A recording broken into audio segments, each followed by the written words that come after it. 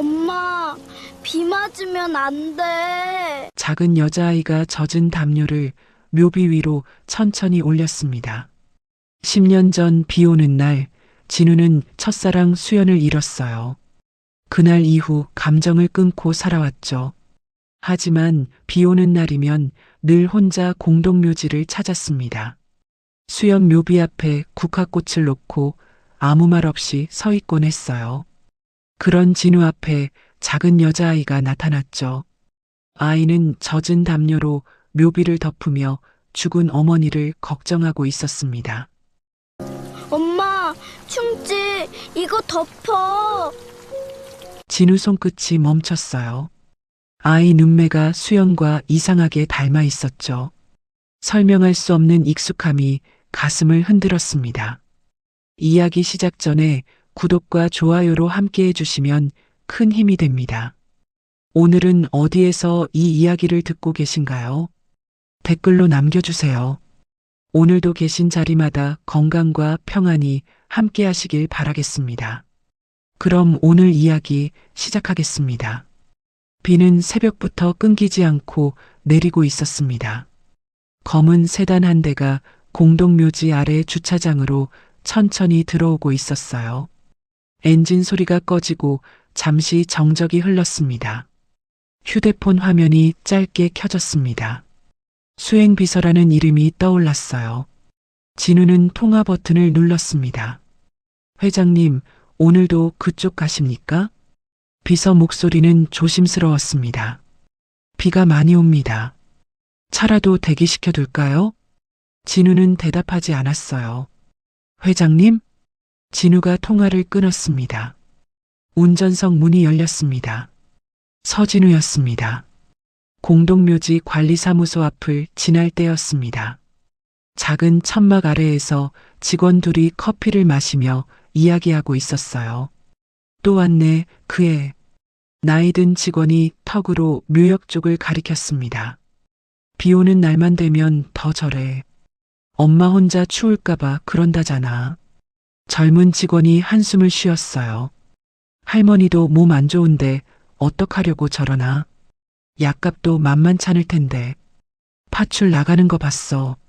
새벽부터 그냥 좀 내버려뒀으면. 그래도 엄마 묘비 안 떠나잖아. 안쓰럽기도 하고. 어른들은 안쓰럽다고 말했지만 지아에게는 그 자리가 엄마를 혼자 두지 않는 마지막 방법이었는지도 몰랐습니다. 진우 발걸음이 잠깐 느려졌습니다. 묘역 가장 안쪽이었습니다. 회색 묘비 하나가 비를 그대로 막고 있었어요. 한수연. 진우는 들고 온 젖은 국화꽃을 묘비 아래 내려놓았습니다. 흰 국화꽃이었습니다. 그때 아래쪽에서 작은 목소리가 들려왔습니다. 엄마, 춥지 이거 덮어. 진우 시선이 천천히 아래로 내려갔습니다. 작은 여자아이가 묘비 아래 쪼그려 앉아 있었습니다. 아이는 낡은 담요를 조심스럽게 펼치고 있었어요. 비에 젖은 담요 끝이 지늘게 닿자 아이는 급하게 손바닥으로 흙을 털어냈습니다. 그 순간 바람이 불었습니다. 담요 한쪽 끝이 흙바닥 위로 떨어졌습니다. 진우 손이 먼저 움직였습니다. 담요 끝을 잡아 아이 쪽으로 건넸어요. 지아 움직임이 멈췄습니다. 아이는 천천히 고개를 들어 진우를 바라봤어요. 첫 눈맞춤이었습니다. 진우 손끝이 천천히 굳었습니다. 젖은 앞머리 아래 눈매가 수연과 똑같았습니다. 지아는 천천히 담요를 받아들었습니다. 고맙습니다. 아이 목소리는 작았어요. 진우는 한동안 아무 말도 하지 못했습니다. 왜 혼자 왔어? 진우가 낮게 물었습니다. 지아는 바로 대답하지 않았어요. 담요 끝만 다시 접어 묘비 아래쪽으로 밀어 넣었습니다. 엄마 혼자 있잖아요. 같이 온 어른은 없고.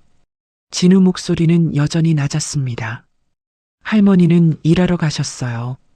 비가 오는데도 원래 저 혼자 와요. 지아가 작게 대답했습니다. 매번 혼자서? 지아가 작게 고개를 끄덕였어요. 엄마 비 오는 거 싫어했거든요.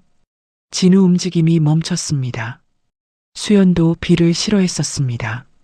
사람은 잊었다고 생각한 순간에도 아주 사소한 버릇 하나 때문에 오래 묻어둔 기억 앞에 다시 멈춰 서게 될 때가 있었어요.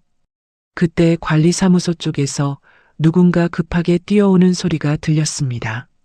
학생, 또 여기 들어오면 안 된다니까. 관리 직원 하나가 허둥지둥 달려왔어요. 직원은 지아 팔목을 세게 붙잡았습니다. 감기 걸린다니까 왜 자꾸 여기 와. 지아가 작게 움찔했어요. 할머니 혼자 다 찾아다니시게 만들고 싶어? 직원 목소리가 점점 커지고 있었습니다. 그 순간 진우가 앞으로 한 걸음 나왔습니다. 직원 움직임이 멈췄습니다. 아, 회장님. 직원 손이 급하게 떨어졌습니다. 허리를 깊게 숙였어요. 죄송합니다. 몰라 뵙고. 괜찮습니다. 진우가 짧게 말했습니다. 직원은 급하게 뒤로 물러났어요. 진우는 다시 묘비를 바라봤습니다. 묘비 아래 날짜를 천천히 확인했어요. 10년 전이었습니다. 진우는 다시 아이를 바라봤습니다. 아이 나이를 계산했어요. 말이 안 됐습니다. 수연은 죽었습니다. 분명 그렇게 들었습니다. 병원에서도 장례식장에서도 아버지도 그렇게 말했죠. 그런데 왜 자꾸 저 아이 얼굴이 떠오르는지 알 수 없었습니다. 그때 공동묘지 입구 쪽에서 누군가 급하게 뛰어오는 소리가 들렸습니다. 지아야. 회색 우비를 뒤집어 쓴 노인이 숨을 몰아쉬며 달려왔습니다. 박영숙이었어요.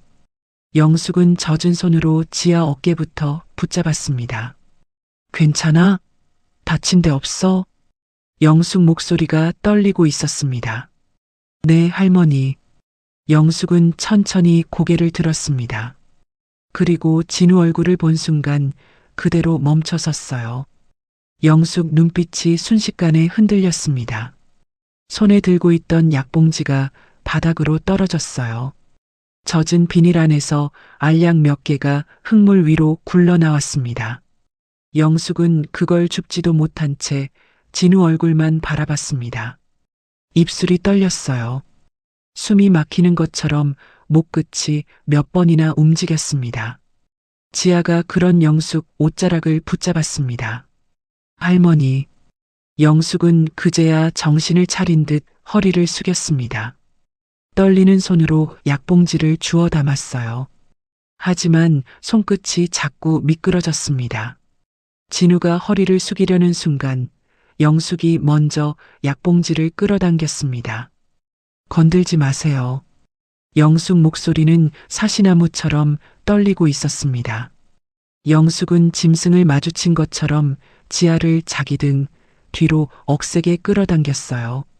진우를 올려다보는 영숙의 두 눈에는 짙은 공포와 경멸이 뒤섞여 있었습니다. 무슨 염치로 여길 와. 당장 가세요. 진우는 아무 말도 하지 못했습니다. 관리사무소 직원들이 멀리서 상황을 지켜보고 있었어요. 영숙은 더 이상 진우와 시선을 섞지 않았습니다. 대신 지아의 작은 손목을 핏줄이 설 만큼 꽉 움켜쥐었어요. 가자. 절대 뒤돌아보지 마. 영숙은 지아를 등 뒤로 감춘 채 도망치듯 다급하게 비탈길을 내려갔습니다. 지아는 품 안에 담요를 꼭 끌어안고 있었어요. 젖은 운동화 안으로 빗물이 들어간 건지 발끝이 자꾸 움찔거렸습니다. 관리사무소 앞을 지날 때였습니다. 직원들이 낮은 목소리로 수군거렸어요. 저 사람 누구야? 회장이라고 했잖아. 그게 누군데? 나도 몰라. 근데 영숙 할머니 표정 봤어? 영숙은 멈추지 않았습니다. 버스 정류장까지 내려갔어요. 버스 정류장 천장 위로 빗물이 계속 떨어지고 있었습니다. 영숙 손에는 젖은 약봉지가 들려 있었어요. 잠시 뒤 지아가 작게 기침을 했습니다. 영숙 손이 아이 등을 천천히 쓸어내렸어요. 감기 걸렸구나. 영숙 목소리는 떨리고 있었습니다. 버스 전광판에는 15분 후 도착이라는 글자가 떠 있었어요. 지아는 버스 정류장 기둥 뒤에서 조용히 묘역 쪽을 올려다봤습니다. 진우는 아직도 그 자리에 서 있었습니다. 진우는 한동안 묘비 앞에 혼자 남아 있었습니다. 천천히 다시 묘비를 바라봤어요. 묘비 날짜를 다시 확인했습니다. 10년 전 수연 이름을 손끝으로 천천히 따라 그었습니다. 차가운 돌 표면이 손끝에 닿았어요. 진우는 차 쪽으로 걸음을 옮기려다가 잠시 멈췄습니다. 뒤를 돌아봤어요. 버스 정류장 쪽은 이미 보이지 않았습니다. 진우는 천천히 주차장으로 내려갔습니다. 차 안으로 들어왔지만 바로 시동을 걸지는 않았어요. 진우는 대시보드 서랍을 열었습니다. 안쪽에서 낡은 사진 한 장을 꺼냈어요. 수연이 웃고 있는 오래된 사진이었습니다. 진우는 사진을 한참 바라봤습니다. 그리고 조금 전 본 아이 얼굴을 떠올렸어요. 눈매, 입꼬리, 속눈썹까지 모두 똑같았습니다. 아니겠지. 진우는 고개를 흔들었습니다. 말이 안 됐습니다. 수연은 분명 죽었습니다. 하지만 왜 자꾸 그 아이 얼굴이 떠오르는지, 왜 영숙이 저렇게 놀랐는지, 진우는 아직 모르고 있었습니다. 가끔 진실은 사라진 것이 아니라 누군가 필사적으로 숨기고 있는 경우도 있었으니까요. 그 순간 휴대폰 화면이 짧게 켜졌습니다. 김정민 전무라는 이름이 떠올랐어요. 진우는 잠시 망설이다가 통화 버튼을 눌렀습니다. 회장님, 빗길 운전 조심하고 계십니까? 정민의 목소리는 여유로우면서도 묘한 뼈가 있었습니다. 본론만 하죠. 주제넘은 조언 하나 드리겠습니다. 그 묘역엔 이제 발길을 끊으시는 게 좋겠습니다. 진우 표정이 천천히 굳었습니다. 당신이 신경 쓸 일이 아닐 텐데 10년 전 과거입니다. 이제 와서 덮여있던 흙을 파내봐야 썩은 냄새만 진동하지 않겠습니까? 정민이 잠시 말을 끊었습니다. 회장님의 그 무거운 자리에도 그리고 오늘 그곳에서 마주친 얄궂은 우연에게도 좋을 게 없을 겁니다.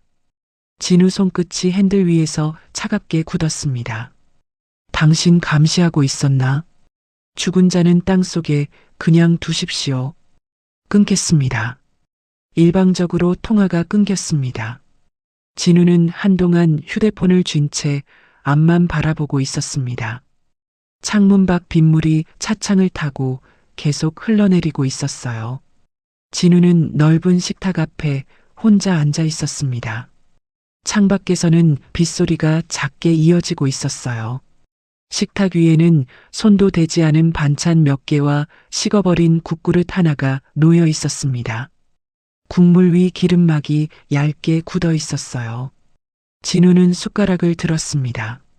그러다 다시 내려놓았어요.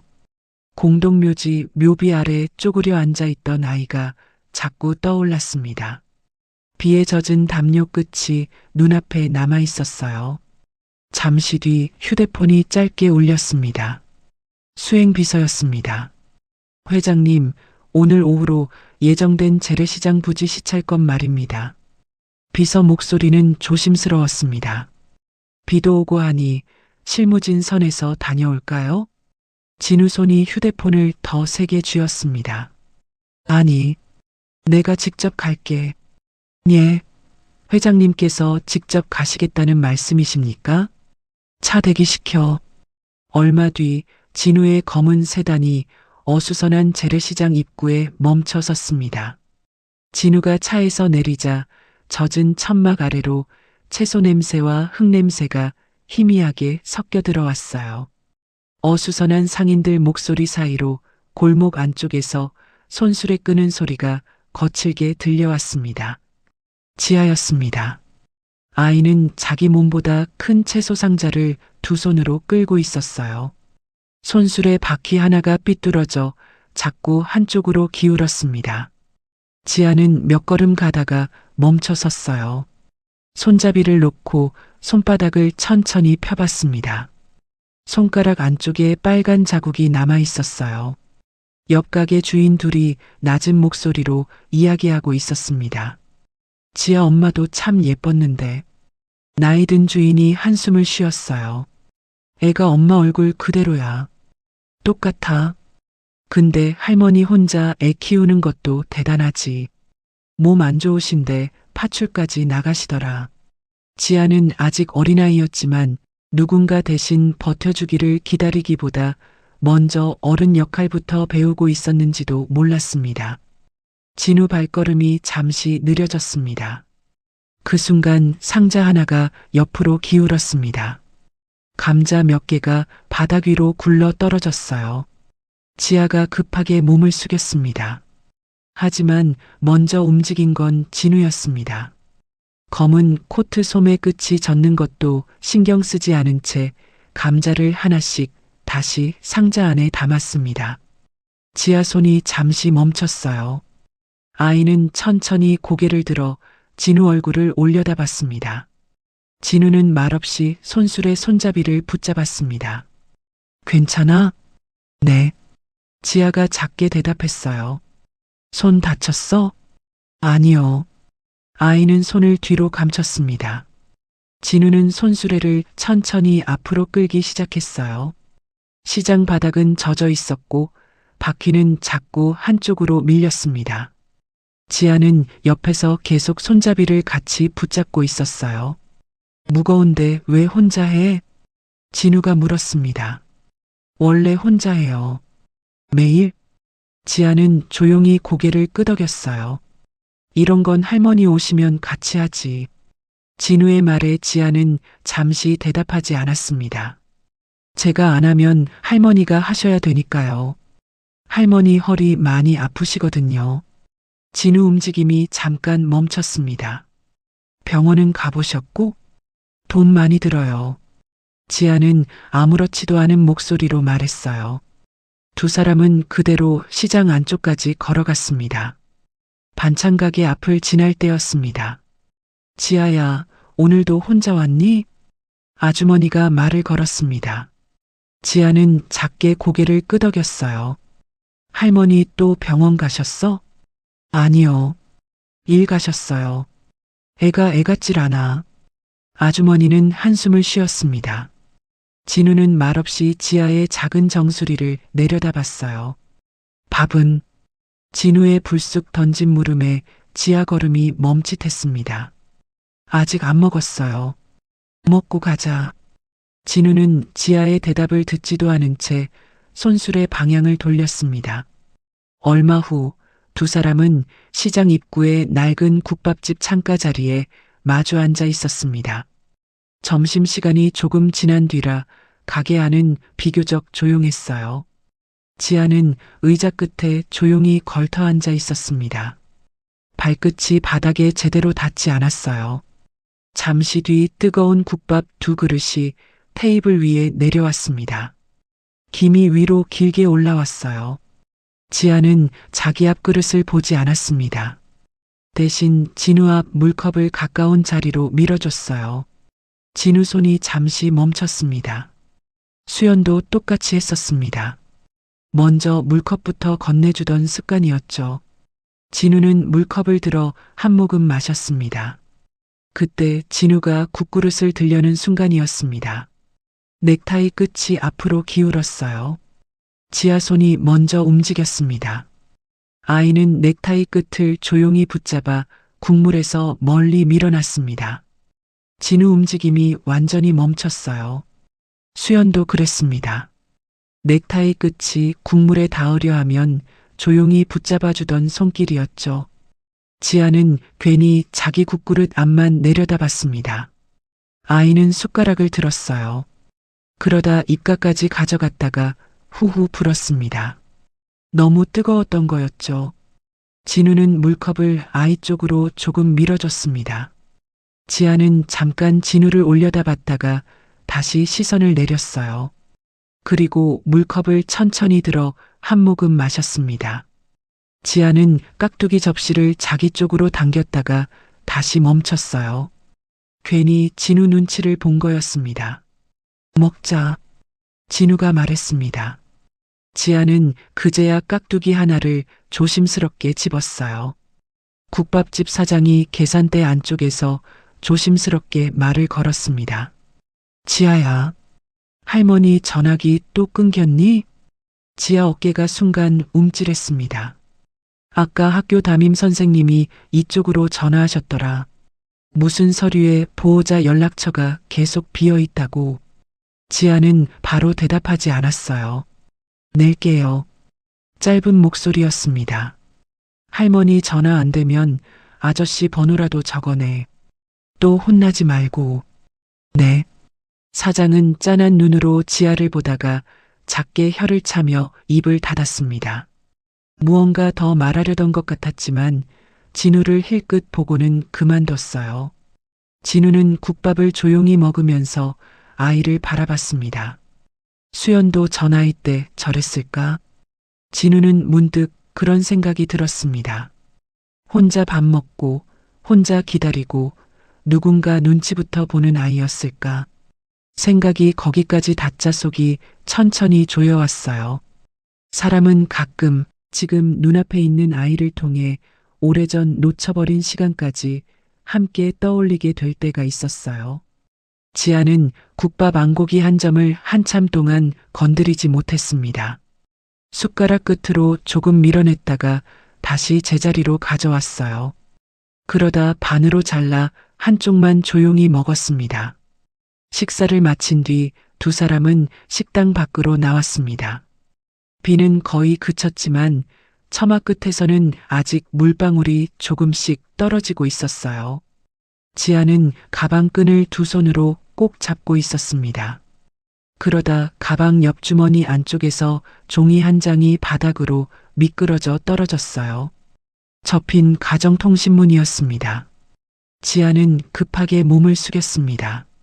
하지만 진우 시선이 먼저 종이 위로 향했어요. 보호자 연락처. 칸 안에는 여러 번 지웠다 쓴 연필 자국만 남아 있었습니다. 끝까지 비어 있었어요. 지아는 종이를 급하게 접어 다시 가방 안으로 밀어 넣었습니다. 그리고 괜히 가방 끈만 다시 고쳐 잡았어요. 할머니는 어디 계셔? 진우가 물었습니다. 일하러 가셨어요. 몇 시에 오셔? 저녁 때요. 집은 어디야? 저 위쪽이요. 아이가 골목 끝을 가리켰습니다. 진우는 한동안 아무 말도 하지 않았어요. 그때 지아가 먼저 입을 열었습니다. 왜 자꾸 도와주세요? 진우 움직임이 멈췄습니다. 지아는 자기 운동화 끈만 내려다봤어요. 괜찮은데. 작은 목소리였습니다. 진우는 한참 아이를 바라봤습니다. 가야 돼요. 지아가 다시 말했어요. 할머니 오시면 걱정하세요. 아이는 가방을 다시 메고 골목 안쪽으로 천천히 걸어갔습니다. 운동화 끝이 무릉덩이를 밟으며 작은 소리를 냈어요. 진우는 그 모습을 한참 바라봤습니다. 작은 등이 골목 모퉁이를 돌아 사라질 때까지였습니다. 진우는 한동안 골목 끝에 그대로 서 있었습니다. 조금 전까지 지아가 서 있던 자리에는 빗물만 얇게 고여 있었어요. 시장 안쪽에서는 상인들 목소리가 계속 들려오고 있었습니다.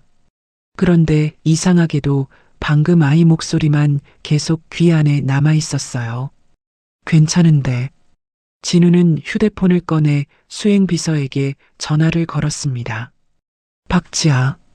진우 목소리가 낮게 가라앉았습니다. 학교 알아봐. 회장님? 보호자도. 지금 바로 조사 진행할까요? 그래. 오늘 안으로 알아내. 진우가 짧게 끊었습니다. 잠시 뒤 진우는 차로 돌아왔습니다. 시동을 걸었지만 바로 출발하지는 않았어요. 물컵을 밀어주던 작은 손이 계속 눈앞에 남아 있었습니다. 넥타이를 붙잡아주던 조심스러운 손길도 그랬어요. 그리고 비어있던 보호자 연락처 칸까지 떠올랐습니다.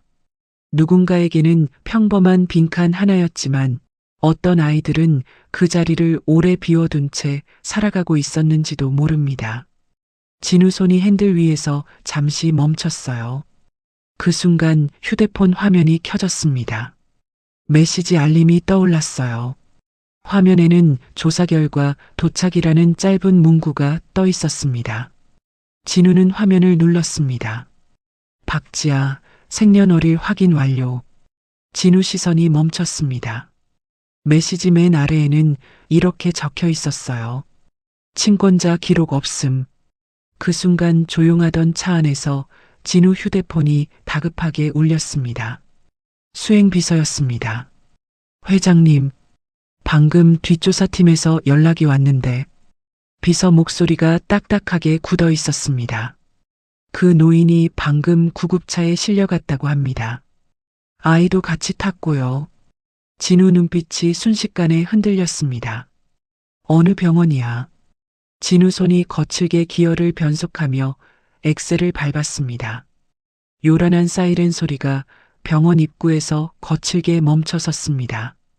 비에 젖은 구급차 뒷문이 덜컹하고 급하게 열렸어요. 응급실 불빛 아래로 간호사들이 다급하게 달려나왔고 들거뒤 영숙 얼굴은 창백하게 질려 있었습니다. 바퀴 굴러가는 소리가 어지럽게 울리며 들것이 응급실 안으로 밀려 들어갔어요. 지아는 젖은 운동화 그대로 멈춰선 채 그 모습을 차마 따라가지도 못하고 있었습니다. 작은 손에는 영숙 가방 끈만 꽉 쥐어져 있었어요. 접수 직원이 보호자 연락처를 물었습니다. 지아는 바로 대답하지 못했어요. 가방 안쪽만 한참 뒤적였습니다. 핸드폰이 나왔습니다. 하지만 화면은 꺼져 있었어요. 충전이 다 된 상태가 아니었죠. 지아는 다시 가방 안을 뒤적였습니다. 손이 떨려서 지퍼가 제대로 열리지 않았어요. 접수 직원은 난처한 얼굴로 다시 시계를 내려다봤습니다. 보호자분 연락 안 되니? 지아 입술 끝이 잠깐 움찔했지만 끝내 말은 나오지 않았어요. 아이는 가방 안을 한 번 더 뒤적였습니다. 손수건 하나가 바닥으로 떨어졌습니다. 지아는 급하게 몸을 숙여 주었어요. 그때 뒤쪽 자동문이 열리며 검은 코트 차림의 진우가 안으로 들어왔습니다. 수행비서가 급히 우산을 접으며 뒤따라왔어요. 지아는 잠깐 고개를 들었다가 다시 접수대 아래만 바라봤습니다. 진우는 말없이 접수 서류 위를 내려다봤어요. 떨리는 글씨로 적힌 보호자, 이름 옆 칸은 절반쯤 비어 있었습니다. 접수 직원이 다시 입을 열었어요. 보호자분 맞으십니까? 잠시 정적이 흘렀습니다. 지아 손끝이 가방 끈을 더 세게 움켜쥐었어요. 진우는 한동안 아무 말도 하지 않았습니다. 시선이 지아 쪽으로 향했어요.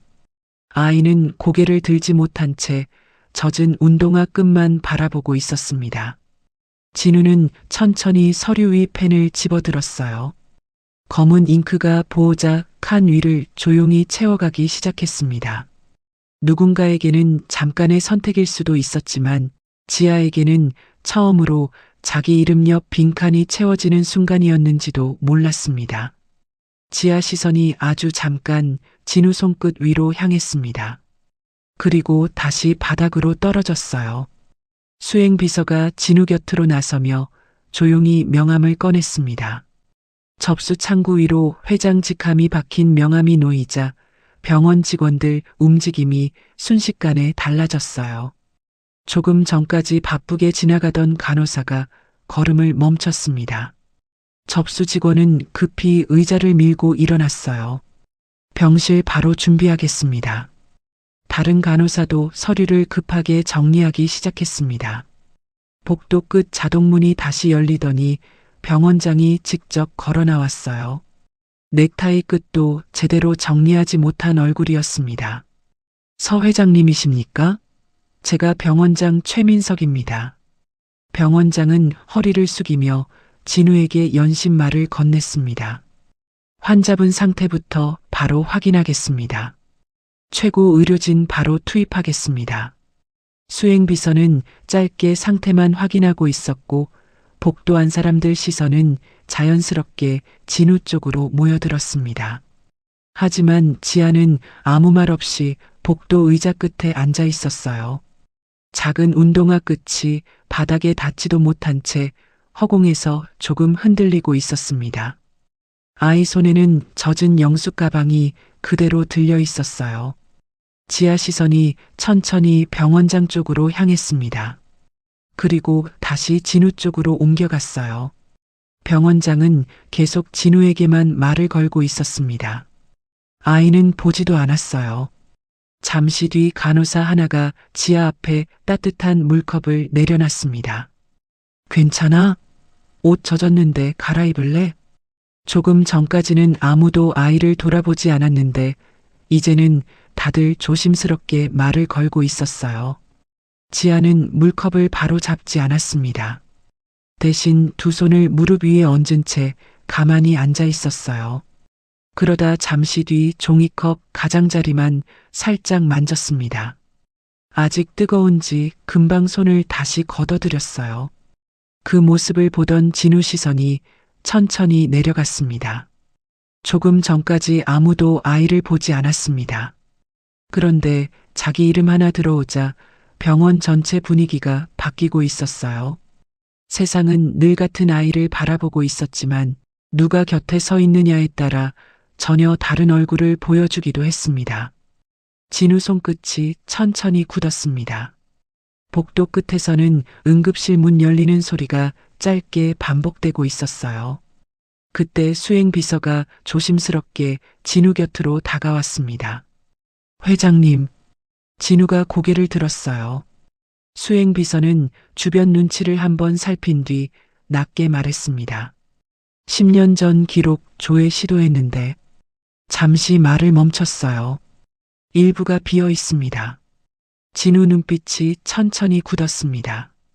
무슨 뜻이지? 응급 이송 기록이 중간부터 누락돼 있습니다. 진우 시선이 그대로 멈췄어요. 누가 지운 건가? 수행비서는 바로 대답하지 못했습니다. 대신 태블릿 화면 하나를 조용히 내밀었어요. 화면 한가운데에는 열람 제한 승인자 김정민이라는 글자가 선명하게 떠 있었습니다. 진우 손끝이 천천히 굳었습니다. 멀리 복도 끝에 앉아있던 지아가 그쪽을 조용히 바라보고 있었어요. 하지만 무슨 말인지는 듣지 못했죠.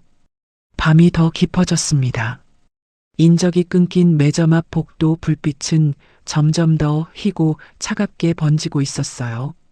진우는 차가운 플라스틱 의자 끝에 혼자 앉아 있었습니다. 손에는 종이컵 커피가 들려 있었죠. 하지만 커피는 거의 줄지 않았습니다. 손등 위 핏줄만 차갑게 드러나 있었어요. 매점 안전자래인지 돌아가는 소리가 작게 울리고 있었습니다. 진우는 종이컵을 입가까지 가져갔다가 다시 내렸어요. 한 모금도 마시지 않았습니다. 그때 작은 발소리가 가까워졌습니다. 지아였어요. 아이는 매점 비닐봉지 안에서 작은 핫팩 하나를 꺼냈습니다. 그리고 아무 말 없이 진우 손등 위에 조용히 올려놨어요. 진우 손끝이 잠깐 멈췄습니다.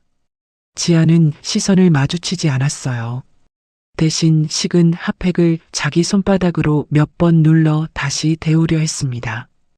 핫팩이 조금 따뜻해지자 다시 진우 손등 위에 올려놨어요. 진우는 한동안 아무 말도 하지 못했습니다. 지아는 괜히 매점 냉장고 쪽만 바라봤어요. 작은 냉장고 모터 소리가 조용히 울리고 있었습니다. 괜찮아? 진우가 처음으로 물었습니다. 네. 지아가 작게 대답했어요. 할머니 곧 괜찮아지실 거야. 네. 아이 목소리가 더 작아졌습니다. 몇 초쯤 조용함이 이어졌어요. 그러다 지아가 아주 작게 입을 열었습니다. 아까 보호자 칸에 이름 쓰셨잖아요. 진우 움직임이 그대로 멈췄습니다. 지아는 여전히 진우를 보지 못한 채 핫팩을 쥔 자기 손끝만 만지작거리고 있었어요. 우리 할머니 아플 때마다 한 번도 그런 사람 없었거든요. 아이는 끝내 말을 다 잇지 못했습니다. 입술 끝만 작게 떨렸어요. 가족도 아닌데 왜 그렇게까지 도와주세요? 진우는 아무 말도 하지 못했습니다. 그 순간 속이 천천히 조여오는 것 같았어요. 잠시 뒤 지아는 의자에서 내려왔습니다. 그리고 다시 복도 끝쪽으로 걸어갔어요. 핫팩 하나만 진우 손등 위에 남겨둔 채였습니다. 몇 걸음 가던 지아가 다시 멈춰섰습니다. 아이는 뒤돌아보지 않은 채 자기 손끝만 내려다봤어요. 조금 전까지 핫팩을 쥐고 있던 손바닥 끝이 빨갛게 달아올라 있었습니다. 지아는 손끝을 가볍게 쥐었다 폈어요. 그러고는 다시 복도 끝으로 천천히 걸어갔습니다. 복도 끝 창가 자리였습니다. 새벽 빗물이 유리창 아래로 길게 흘러내리고 있었어요. 지아는 혼자 창가 아래 앉아 있었습니다. 무릎 위에는 색연필로 그리다 만 가족 그림 한 장이 놓여 있었죠. 영숙 얼굴이 그려져 있었습니다. 엄마 얼굴도요. 그리고 자기 얼굴까지였습니다. 하지만 한쪽 자리만 비어 있었어요. 색연필 몇 개가 바닥 위로 굴러다니고 있었습니다. 지아는 한동안 빈칸 위만 바라봤어요. 그러다 검은 색연필 하나를 집어들었습니다. 그림 위로 가져갔다가 다시 내렸어요. 한 번 더 들었습니다. 하지만 끝내 그림 위에 닿지는 못했죠. 지아는 아직 빈자리에 누굴 그려 넣어야 하는지 몰랐는지도 모릅니다. 어쩌면 기대하는 마음 자체를 오래 숨기고 살아왔던 것 같았어요. 아이 손이 잠깐 멈췄습니다. 그때 복도 끝에서 진우 발걸음 소리가 가까워졌어요. 지아는 급하게 그림 종이를 뒤집었습니다. 그리고 색연필들을 한쪽으로 조용히 밀어 넣었죠. 진우 시선이 잠깐 뒤집힌 종이 위에 머물렀습니다. 종이 아래 삐져나온 그림 끝부분에는 어른 남자 구두 한 짝이 덜 그려진 채 남아 있었어요. 그 순간 진우 움직임이 천천히 멈췄습니다. 수연은 예전에 웃으면서 말했었습니다. 나중에 딸 낳으면 현관에 당신 구두랑 예쁜 아이 구두를 나란히 둘 거야. 오래전 기억이 순간 스쳐 지나갔어요. 지아는 급하게 색연필통 뚜껑을 닫았습니다. 하지만 손이 미끄러지면서 노란 색연필 하나가 다시 바닥 위로 굴러 떨어졌어요. 아이는 얼른 몸을 숙여 색연필을 집어들었습니다. 그리고 그림 종이를 무릎 아래쪽으로 더 깊게 밀어 넣었어요. 진우는 잠시 창가 앞에 멈춰 서 있었습니다.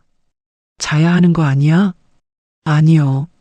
지아가 작게 대답했습니다. 할머니 곁에 있고 싶어요. 아이 목소리가 떨리고 있었어요. 진우는 한동안 아무 말도 하지 못했습니다. 지아는 끝내 고개를 들지 않았어요. 복도 창문 아래로 빗물이 길게 흘러내리고 있었습니다. 그 순간 진우 휴대폰이 짧게 울렸습니다. 메시지 알림 하나가 화면 위로 떠올랐어요. 화면에는 10년 전 응급실 CCTV 일부 복구 완료라는 문구가 떠 있었습니다. 진우 시선이 천천히 굳었습니다. 첨부된 영상 정지 화면 속에는 분명 죽었다고 들었던 수연 얼굴이 희미하게 찍혀 있었어요. 다음 날 아침 진우는 밤을 꼬박 새운 얼굴로 다시 병실을 찾았습니다. 하지만 영숙이 누워있던 자리는 깨끗하게 비어 있었어요. 환자분 새벽에 막무가내로 퇴원하셨어요. 간호사가 난처한 얼굴로 말했습니다. 입원비 낼 돈 없다고 저희가 말리는데도 직접 링거 바늘까지 뽑고 아이 데리고 도망치듯 가셨습니다. 진우 눈빛이 흔들렸습니다. 자신이 지아에게 다가갈수록 영숙이 극도로 두려워하며 도망치려 한다는 걸 직감했어요. 진우는 다급하게 병원을 빠져나갔습니다. 얼마 뒤 비가 지나간 가파른 골목길 위로 늦은 오후 붉은 햇빛이 길게 늘어지고 있었습니다. 파인 시멘트 바닥 곳곳에는 흙탕물이 고여 있었어요. 다닥다닥 붙은 낡은 주택들 사이로 유독 칠이 벗겨진 녹슨 철대문 하나가 굳게 닫혀 있었습니다. 적막한 골목에는 간간이 처마 밑으로 물방울 떨어지는 소리만 울리고 있었어요. 진우는 잠시 닫힌 대문 앞에 멈춰 서 있었습니다. 수행비서는 뒤쪽에 조용히 물러나 있었어요. 잠시 뒤 대문 안쪽에서 작은 발소리가 들렸습니다. 문이 반쯤 열리자 지아 얼굴이 먼저 보였어요. 아이는 진우를 확인하자 잠깐 움직임을 멈췄습니다. 그리고 곧 아무 말 없이 문을 조금 더 열었어요. 진우 시선은 집 안쪽으로 향했습니다. 좁은 마당 바닥에는 양동이 몇 개가 놓여 있었고 처마 끝에서는 아직 물방울이 조금씩 떨어지고 있었어요. 벽 한쪽에는 젖은 운동화 두 켤레가 가지런히 세워져 있었습니다. 그때 집안 천장 쪽에서 물 떨어지는 소리가 짧게 들려왔어요. 지아는 얼른 몸을 돌려 안쪽으로 들어갔습니다. 진우 역시 잠시 뒤 아이 뒤를 따라 집 안으로 발을 옮겼어요. 좁은 복도 바닥에는 오래된 신문지가 여러 장 깔려 있었고 젖은 자국이 군데군데 번져 있었습니다. 진우 구두 밑창 끝이 신문지 위를 조용히 눌렀어요. 좁은 부엌 안공기는 눅눅한 습기가 가득 배어 있었습니다. 천장 한쪽에서는 빗물이 조금씩 떨어지고 있었고 아래 양동이 안에서는 물소리가 일정한 간격으로 울리고 있었어요. 벽 한쪽에는 밀린 공과금 고지서 몇 장이 테이프로 붙어 있었습니다. 빨간 글씨가 희미하게 번져 있었어요. 종이 한가운데에는 전기 공급 중단 예정이라는 붉은 도장이 찍혀 있었습니다. 그 순간이었습니다. 천장 전등이 몇 번 크게 깜빡였어요. 지하 움직임이 순간 멈췄습니다. 잠시 뒤 집 안불빛이 그대로 꺼졌어요. 부엌 안이 순식간에 어두워졌습니다. 막 전봇대 불빛만 창문 틈 사이로 희미하게 들어오고 있었어요. 양동이 안물 떨어지는 소리만 더 크게 들렸습니다. 지아는 익숙한 듯 바로 싱크대 아래쪽 서랍을 열었어요. 안쪽에서 작은 손전등 하나를 꺼냈습니다. 하지만 손전등 불빛도 약하게 몇 번 흔들리다가 금방 꺼졌어요. 배터리 또 없네. 지아가 아주 작게 중얼거렸습니다. 아이는 괜히 손전등 바닥만 몇 번 두드렸어요. 하지만 다시 켜지지는 않았습니다. 잠시 뒤 지아는 어둠 속에서 조심스럽게 발걸음을 옮겼어요. 익숙한 듯 창가 쪽 작은 초 하나를 찾고 있었습니다. 하지만 손끝이 잘 닿지 않는 건지 몇 번이나 물건 떨어지는 소리가 났어요. 그 순간 진우 손이 먼저 움직